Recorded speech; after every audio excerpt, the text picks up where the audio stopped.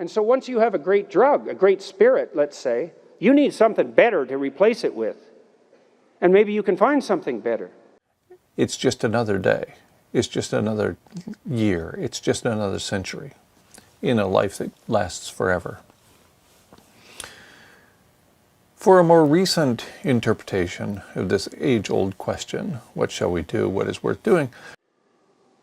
Well, that's like you write an essay because that's what the professor wants to hear. Carl Sagan points out in his September 28, 1980 book, quote, "For small creatures such as we, the vastness is bearable only through love." It's not so much a question as a statement that life is short. Because what bloody adventure are you having if you tell someone else's story? It's not yours. So you break up your life, into practicalities, your career, your education, your intimate relationship, your marriage, your friendship. Hopefully your intimate relationship and your marriage are the same thing. And then I'll say something interesting about that, because that's the pursuit of goods in a practical way, right? And what's valuable in a practical way, in an implementable way. And you pick those pathways and you dedicate yourself to their optimization along any of those axes. And then you learn to optimize an aim. So, being the self-absorbed person I am, I think a lot of us, we thought, is he mad at me? Is there something I did? Sure. Yeah. And I would argue that most or all lies start by lying to ourselves. Everybody in the community we all thought we were the only one that didn't know. And he's more or less saying, this is an absurdity. People nowadays say, oh, well, Schrödinger said you can have a cat which dead. It's not that, you see. He was saying, this is an absurdity. And then you see, once you've learned to optimize an aim across a set of goods, you start to aim at what unites those goods.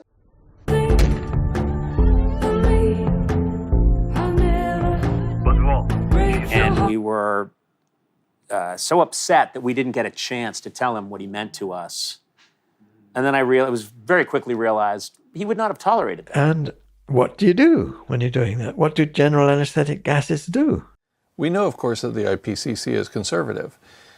Gerardo Perez and colleagues pointed out in the March 2019 issue of Bioscience with a paper titled "Statistical Language Backs Conservatism in Climate Change Assessments." Quote, "The tone of the IPCC's probabilistic language is remarkably conservative and emanates from the IPCC recommendations themselves, complexity of climate research, and exposure to politically motivated debates." In fact, the IPCC was designed to fail. First of all, who cares what you believe?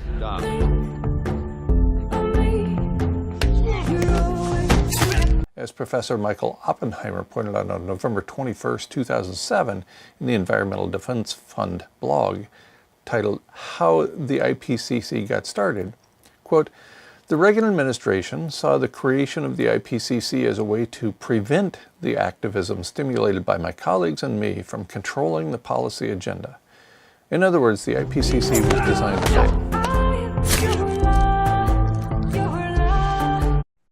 People are not talking about very important things.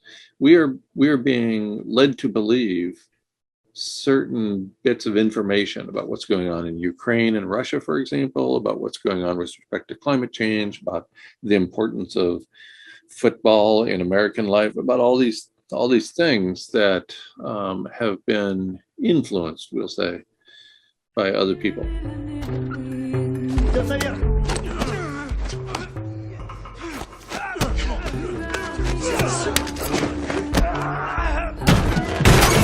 Because that's what makes goods good. It's whatever is common across a set of goods. That's the highest good or a higher good. And so by practicing any good in any rigorous sense and making the proper sacrifices in that direction, you simultaneously learn to approach the good that is the sum or the essence of all those proximal goods. And I would say that, and that's something, and it might be true, like really, actually, 100% true, more true than anything else, and I actually think it is.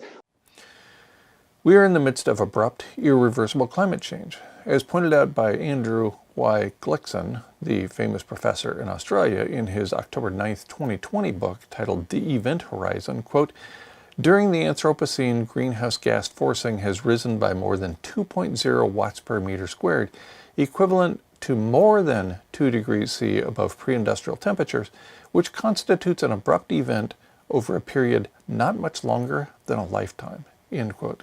An unbelievably, what would you say, endlessly promising vision of what your life could be. It's working! We could do this. Make gravity fit into it. So that is what quantum gravity is meant to be. It's the Romnan Show! It's the Romnan Show! Oh, cool. Oh, you broke it. Excellent. And you might think, well, I need a life so rich that I can justify its suffering. And that's really asking for something, because there's no shortage of suffering in life. You just need to preserve certain degrees of freedom without them leaking into the environment. Once they leak into the environment, you're lost.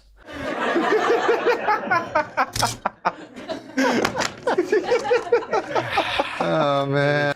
Now, obviously, human animals, as with other organisms on the planet, require habitat to survive. As Linnea Hall and colleagues pointed out in the peer-reviewed Wildlife Society Bulletin in spring of 1997, quote, we therefore define habitat as the resources and conditions present in an area that produce occupancy, including survival and reproduction, by a given organism. There's nothing better than to have people, perhaps particularly people you've never met, tell you that what you have been doing has had a salutary effect on their lives. Habitat is organism specific. In his mind, there was a crowd there. He was anticipating this crowd. Some of those people have concluded that that's my whole goal, is to promulgate fear. Habitat is the sum of the specific resources that are needed by organisms. Wherever an organism is provided by resources that allow it to survive, that is habitat. Well, as it turns out, Earth is rapidly losing habitat for humans. According to a paper by Raymond and colleagues published May 8, 2020 in Science Advances, the paper was titled The Emergence of Heat and Humidity Too Severe for Human Tolerance. Yeah, so it's like you're trying to hurt people, right? You're trying to get them existentially stressed, kind of thing. Right. And that's not at all what I have ever been doing.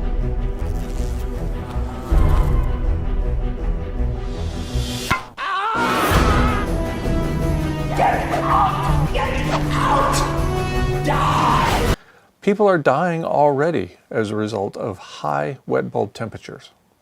How bad is it?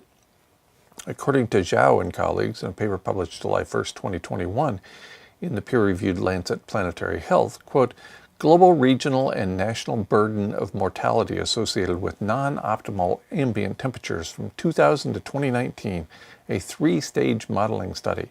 That's the title.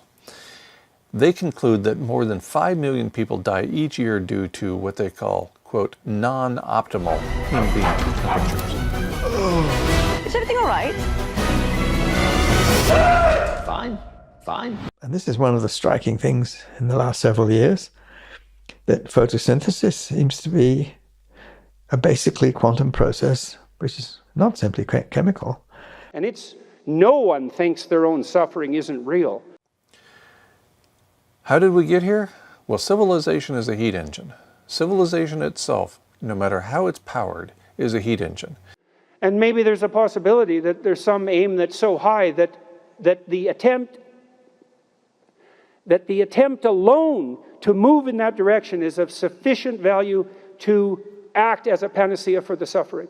It's using quantum mechanics in a very basic way. Where are you? You're not really living in reality. You're not really living... As pointed out by Tim Garrett, a professor at the University of Utah, in his paper in the journal Climatic Change, titled, Are There Basic Physical Constraints on Future Anthropogenic Emissions of Carbon Dioxide? 4 additional papers by Garrett, all peer-reviewed, provide details about how civilization itself is a heat engine. Now, what does the future of civilization hold on the current track? And so you could say at the end of your life, oh my God. Ignoring self-reinforcing feedback loops, and the aerosol masking effect, greenhouse gas emissions point us towards an Eocene-style climate as early as 2030. And which reminds me again, this guy was very deliberate in how he approached this, because it does seem like jazz, but it's very methodical. Do you have anything to say before you're taken down? It's worse than that, of course. In light of decreased industrial activity. You see, there was this bee.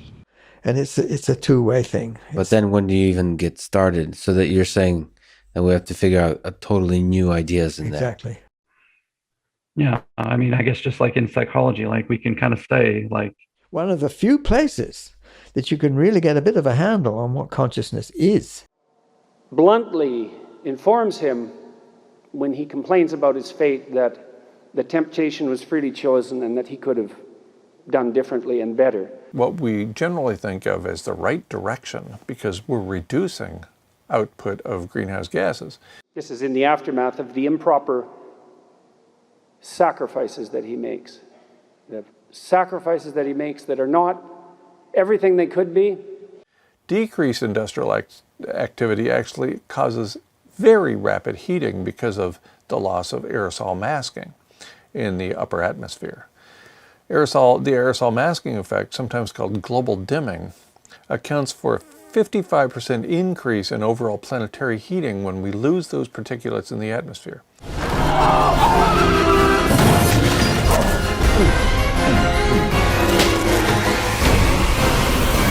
How quickly do they fall out of the atmosphere?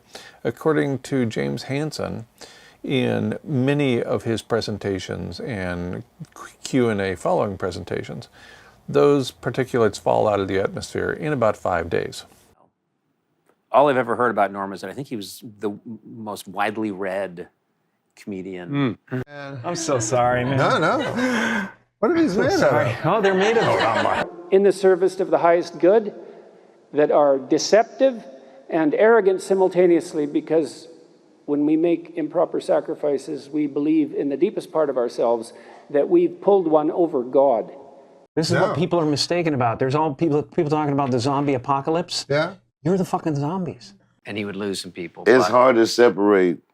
I buy it. You know what I mean? Like I'm in. Yeah, that's right. And it's like watching a 4-hour movie set at a certain point. It's like I'm just invested in this as an experience. That's true. And it's really hard to separate myself from it. Well, there has to be a process which is... You see, it's very curious the way the history has developed in quantum mechanics. But all those, there's some stuff that's for sure laugh lines that would work anywhere. What does it mean for something to be computational then? So... Oh, the cell phone zombies. This is the fucking zombie. Are This we? is the fucking zombie apocalypse, zombies, man. Yeah. Wait, are you? I am too. I'm one of the fucking zombies, man. Aerosol masking accounts for a 55% increase in overall planetary heating and 133% over land, where most of us live. But the comments aren't so sure. The anonymous comments on YouTube. Well, if everyone's a zombie, there's no zombie apocalypse. Huh? If everybody's a zombie, it's all cool. She's just earnest. She's just happy. She knows how to love. She doesn't judge, you know. We'll be back with more in a moment. Sorry, man. And I guess someone could accuse you of like, you're trying to make people catastrophize, right? You want them to live in fear. Like someone could accuse you of that if they wanted to. I get that all the time. In fact, I point out that there's a variety of consequences of losing habitat for our species. But I don't know about you as an individual. You know, I point out Homer's work in the Iliad, any moment might be our last. And so living with urgency, I don't think is a bad idea. But I'm not predicting that the next moment is going to be your last. And so I'm constantly walking that line. And then I said, well, that's not a story, let alone a funny story. I don't even think that would be considered a story. But anyways, my point is that I would trade my, I don't know what my point is really.